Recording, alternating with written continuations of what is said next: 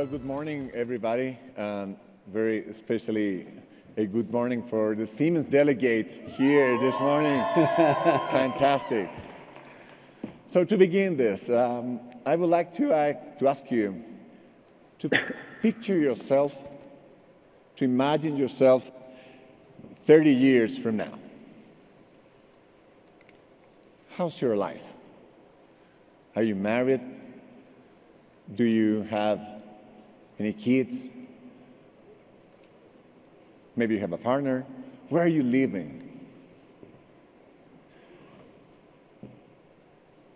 Now, think about your work life. How engaging and fulfilling has it been in those 30 years from now? Now, some of you gave me a confused look, and I get it. As you will see, recent research done by Gallup shows that 87% of the employees worldwide are not engaged by what they're doing. And that would mean that in this room, just the first few rows of you would be those engaged, and the others wouldn't. And yet, we all want to be engaged and fulfilled by what we do. So how we get there? This morning, I'm going to tell you 3 stories about people that I know, 3 stories that I find very inspiring, that can give us some light on this topic. First, let me introduce you to Ramon. Ramon is a firefighter, also a civil engineer, and a very good chief technology officer for a very large food and beverage company in Chile. I met him 25 years ago in a birthday party. We were both coming out of school, quite young at that moment. He was carrying a walkie-talkie. Not any walkie-talkie, but this walkie-talkie. It's actual walkie-talkie. And I asked him, why are you carrying this? And he said, I'm a firefighter. Back then, you may not know this, but back then, cell phones were quite a luxury item. So this walkie-talkie was the only piece of equipment that they could use to reach him in case of an emergency. He was on call that night, so of course, no drinks for him. In case the need arise, he would be called on that walkie-talkie and he would respond. As you see in the picture, he's also with a very special person to him. He's his father. And also his grandfather was a firefighter. So this is a family tradition. It's worth noting that firefighting in Chile is an entirely voluntary, non-remunerated profession. These are very technical, very highly trained people that respond and risk their life for no money whatsoever. And they actually risk their life. More than 40 brave men have given their life responding to emergencies. Think about that for a second. How much would you ask to go and risk your life going into a building on fire? That can give you a bit of perspective of what these fantastic people do. Now, Alfredo.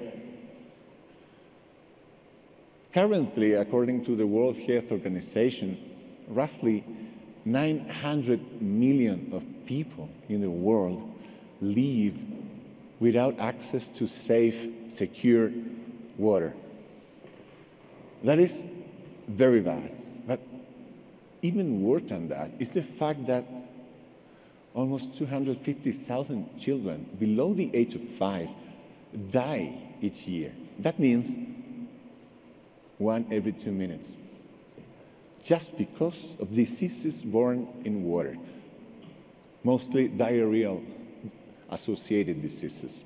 So Alfredo and his team went in to develop a technology to purify water. And they invented and then patented the plasma water purification system. And it will turn water, very briefly, into plasma. And in that process, it eliminates 100% of viruses and 100% of bacteria born in water. Alfredo has received a few very lucrative offers for his patents. But as it says on the slide, he's into connecting advanced science and technology with the needs of the most vulnerable. And so far, he has passed on at least 2 of those offers, just because those corporations were reluctant to the idea of incorporating the needs of the vulnerable into the business model they were trying to pursue. Now, Ashok. Ashok is a colleague of mine. He works for Siemens in India. Ashok grew up in a very poor village on a family of farming rice with no access to electricity whatsoever. And Ashok trained eventually into becoming an engineer, studying by night, by candlelight. In his long career working for Siemens, Ashok has been caring for education. And for more than 20 years by now, he has been devoting time and energy and part of his income, and also from his fellow workers in the workers' union, to train the underprivileged in Mumbai in computing literacy, realizing that while literacy is going up in India, computing literacy, which is the current literacy that matters, was low.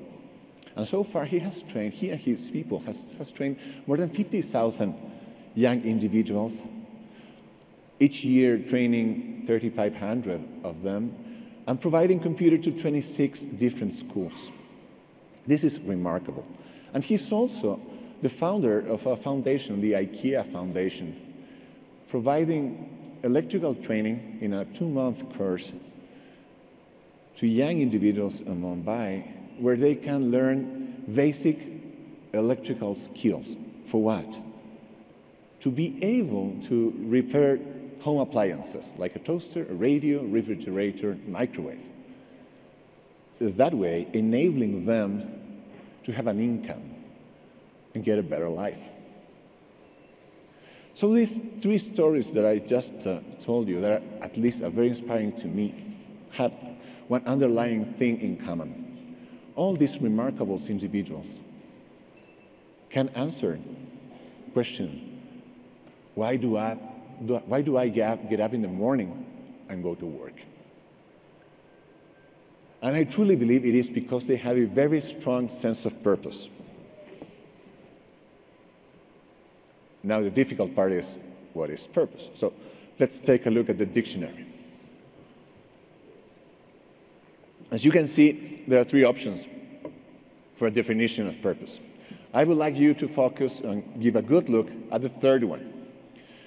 Purpose is the feeling of having a definite aim and of being determined to achieve it.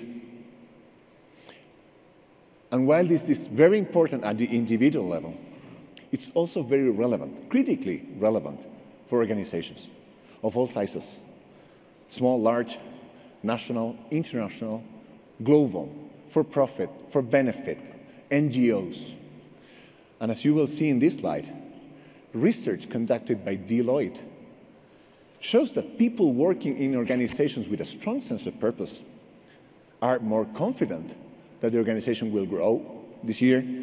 They're optimistic, and this is quite a fundamental feeling, about the future prospects of that organization, and also optimistic that their organization will be able, in the long term, to outperform the competition.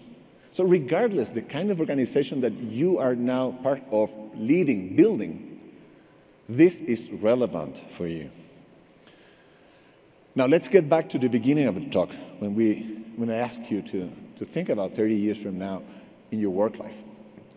Maybe some of you thought about money, influence, or power. Pope Francis, just visiting Colombia a few weeks ago, says that dignity does not come from power or from money. He says that dignity comes from work. So, connecting that to our reality here, I strongly believe that it's our job to find purpose in what we do and ignite it into others. And more importantly, let me get back one back, to provide opportunities so others can also find purpose in what we do. We are all very fortunate to be here this morning, these couple days, and we need to act accordingly. Thank you very much.